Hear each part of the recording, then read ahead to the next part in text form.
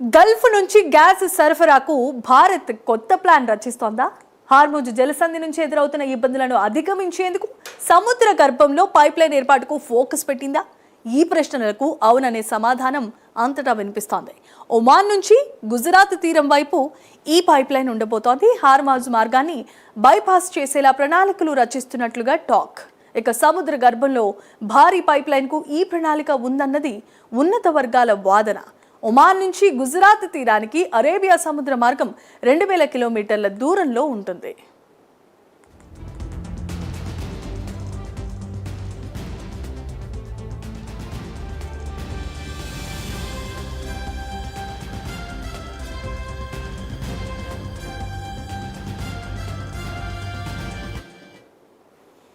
పశ్చిమాసియా యుద్ధం వల్ల హార్ముజ్ నుంచి క్రూడ్ ఆయిల్, గ్యాస్ రవాణా ఆగిపోయిన సంగతి తెలిసిందే.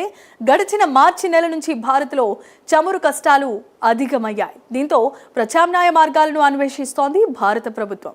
ఈ క్రమంలోనే గత 30 ఏళ్లుగా పైప్లైన్పై పలు దఫాలుగా జరుగుతున్న చర్చలు ప్రస్తుతం స్పీడ్ అందుకున్నాయి. సాంకేతిక సమస్యలు, ఖర్చుల వల్ల ఇన్నాళ్లు ముందుకు సాగలేదని ఇప్పుడు ముందుకు సాగబోతున్నట్లుగా తెలుస్తోంది.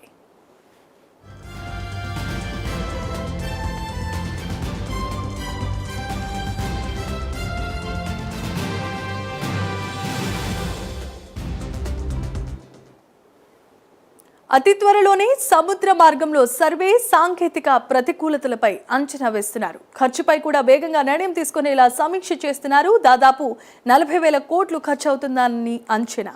అయితే ఈ ప్రాజెక్టు ఒకవేళ వాస్తవ రూపం దాల్చితే సముద్ర గర్భం నుంచి సుదీర్ఘమైన పైప్లైన్గా చరిత్రలో నిలుస్తుందని అంతా అనుకుంటున్నారు. దీనివలన గల్ఫ్ నుంచి భారత తీరానికి నౌక రవాణా భారం తగ్గనుంది. ఒమన్ నుంచి గుజరాత్ తీరం వరకు సముద్రం మధ్యలో కొన్ని చోట్ల 3000 కిలోమీటర్లకు పైగా లోతు ఉండటం పెను సవాల్గా మారింది.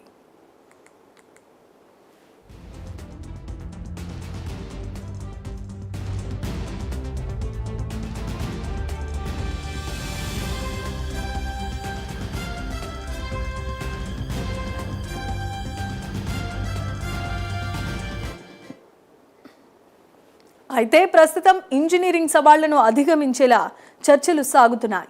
పైప్లైన్ పూర్తయితే ఒమన్తో సంబంధాలు బలపడబోతున్నాయి.